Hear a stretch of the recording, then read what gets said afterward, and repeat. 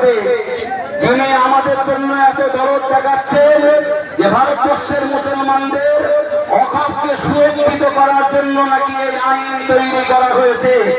আমরা তাকে চিনি 2002 সালে গুজরাটে 2000-এরও বেশি মুসলমানের রক্তে যে হোলি খেলেছিল, সেই শয়তান পরিবাহিত করে মুসলমানদের অকাপ সম্পদ রক্ষা হবে না। তাকে চিনি শয়তান মুখোশ পরে যতই সাধু সাধু সাধু সাজে আমরা তাকে বিশ্বাস করি না। ইতিপূর্বে ত্রিপুরার তালাক সে বন্ধ করে আল্লাহর আইনের উপরে হস্তক্ষেপ করেছে। ইতিপূর্বে মুসলমানদের জনবিরোধী নয়, শুধু দেশবিরোধী যত আন্দোলন, সব দেশবিরোধী যত আন্দোলন হয়েছে সে আন্দোলনগুলোকে রুখে দিয়ে দেশ এবং সংবিধান বিরোধী একটার পর একটা কাজ করে চলেছে।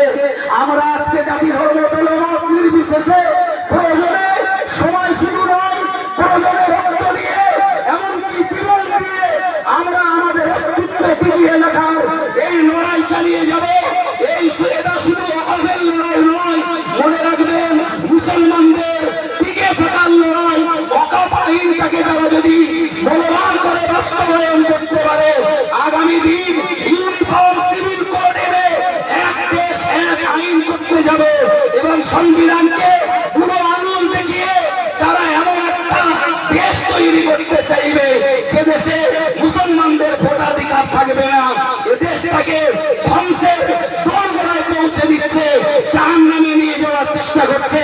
আমরা ভারতবর্ষের হিন্দু মুসলিম শিখ ইসাই জৈন সবাই মিলে এই অপশক্তি এবং স্বাধীনতা বিরোধী সংবিধান বিরোধী এই মোদী সরকারকে নিপাত করে ছাড়ব এবং অকাপ সহ মুসলমানদের অস্তিত্ব রক্ষার আন্দোলন আমরা আমার সংগ্রাম করে যাব। বলে ইনশাআল্লাহ।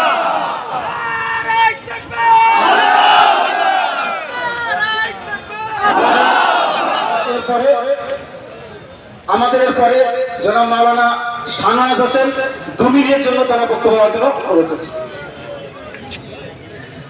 আসসালামু আলাইকুম ওয়া রাহমাতুল্লাহ। আমরা জানি আজকে কেন আমরা পথে বসে আছি, বিভিন্ন বক্তা উলামায়ে দ্বীন আপনাদের কাছে আলোচনা রেখেছেন। শুধু এতটুকু আমরা জানিয়ে দিতে চাই, এই ভারতবর্ষটা মোদির বাপের নয়।